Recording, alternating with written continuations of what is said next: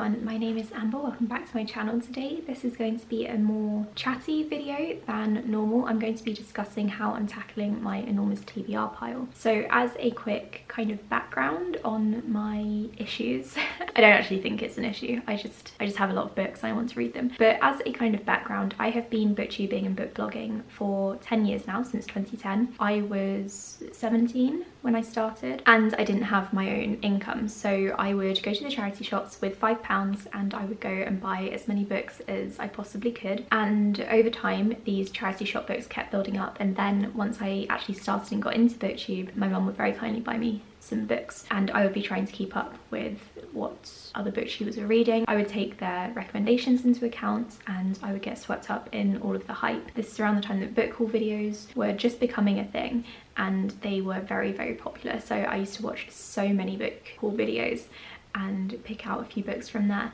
And then when I was 20, I got my job, and then because I was still living at home, I was again lucky enough to be able to buy my own books, and I bought a lot. And I still ended up going to lots of charity shops. There used to be, I think, 4 or 5 charity shops in my village, and people in my village had really good reading tastes. And I found most of the books I wanted to read in those charity shops. So because of this, I ended up with a lot of books. And then I kept going on booktube breaks. I got into a relationship, I started saving for a house, so I wasn't just spending my money on books anymore. So I stopped buying so many, but I was also reading a lot less. So my TBR pile has literally piled up. In this current house, I have a whole TBR bookshelf. I think there are 3 or 4 shelves that are double stacked. It's like a Billy bookshelf. Quill has his own shelf, and at the bottom there's just, it's random bigger books. But my main TBR is 3 or 4 of those double stacked shelves.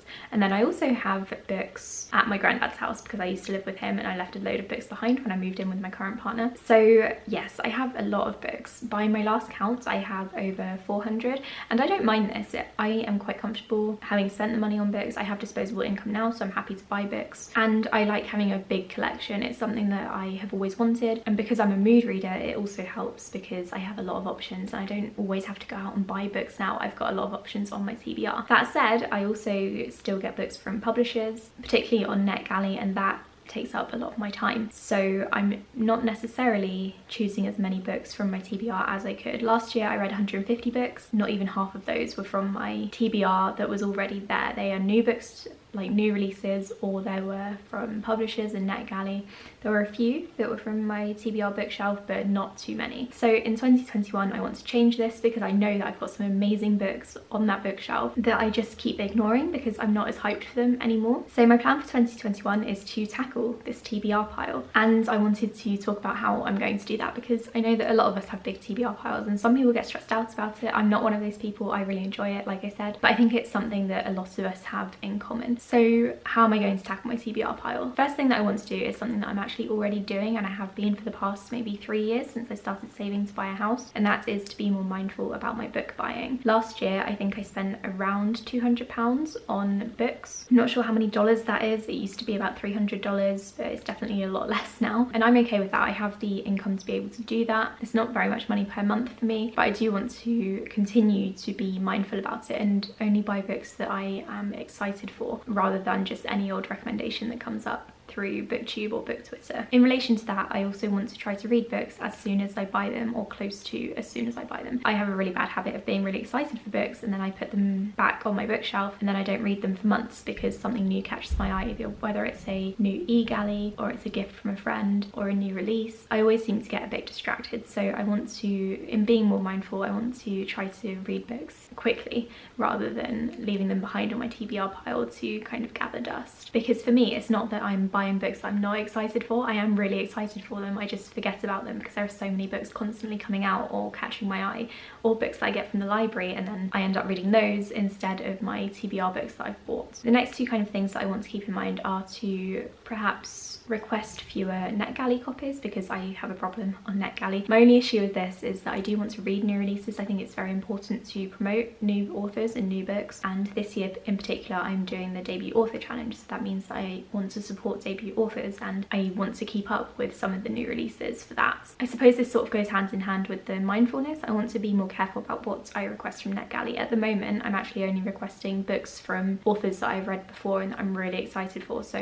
for example, Becky Chambers and The Galaxy and the Ground Within, and if Ruth Ware brings out another new book this year, I'll be requesting that. Other than debut authors, I don't want to just go through and request any old book that sounds good, because I can get my hands on that later. I don't need to read it right away. Similarly, I want to stop accepting so many review copies from publishers and authors. I know this isn't really going to help out authors in the run-up to release, because I'm not going to be hyping them up, but at the same time it is going to help backlist authors when I read their books. And who knows, maybe I'll find a new favourite on my TBR and then I'll be requesting their book like I do with Ruth Ware and Becky Chambers. But instead of accepting books that sound like they could be really good, I want to accept books that I know are going to be good, if that makes sense. I think that's also a lot less pressure for me as well, because I do get a bit caught up in my review copies at times, like I've been saying all along, and I sometimes do get a bit stressed about the amount of books that I have coming out on the same day, because publishing has a lot of the same release dates. Obviously they release books every Tuesday in the US and every Thursday in the UK, and so there is a lot of overlap with these books, and so I want to try not to request too many books in 1 month or for 1 month, so that I don't have multiple copies of books coming out on the same day, because that's when I get a little bit overwhelmed with it all. So there are two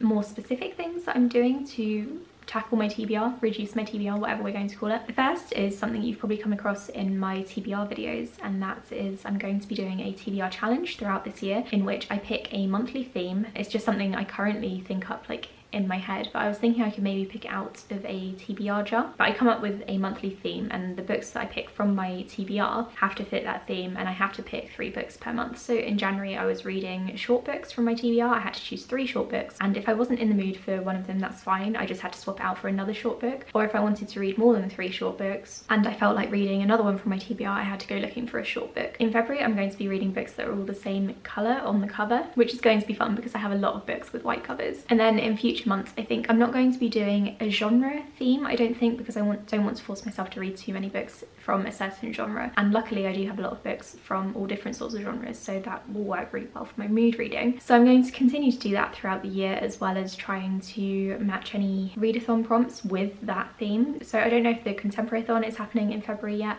but if that does happen, I'm going to try to pick some contemporary books with white covers, for example. Another thing I have been doing for the past few months is nominating books for my book club using books that are already on my TBR. So for the Space Sirens book club we read speculative fiction, and I have a lot of that on my shelves, obviously. Each of us nominates a book each month and then we vote on it. So my nominations won't necessarily get picked because it is kind of a group and then a Twitter vote, but I feel more comfortable nominating a book that I already own, so then there is a chance that I end up reading it, and then if it does get chosen, that will also push me to read it, so I won't be ignoring it for any longer. I am in the process of creating a TBR spreadsheet that lists all of my TBR books that I have in this house. It's obviously a bit harder for me to do that with the ones that are at my granddad's because I can't go and see him at the moment because of COVID, but in the future I am hoping to move all of those books over to here once I get some more shelf space. That's another reason for me to be doing this. I need to start to clear out my granddad's house. So the spreadsheet so far has about 170 books on it, and that is most of the ones that I do have here. So I think that's probably going to go up to about 250 once I finish adding in the ones that I have left over. Again, I'm not stressed about this, I just find it quite interesting, and I wanted to mention the numbers so that when I do some sort of check-in at some point I can see how the numbers have gone down. In terms of a specific goal and whether or not I want to set one, I'm not sure I do. I don't want to say I want to get my TBR shelf down from 250 to 200 this year, just because I think putting a number on it would end up stressing me out, and I want my main focus to be on enjoying these books and being excited for them rather than trying to get the numbers down. So I'm not going to do that, I don't think, unless you guys think it's a good idea. I think setting the goal of reading 3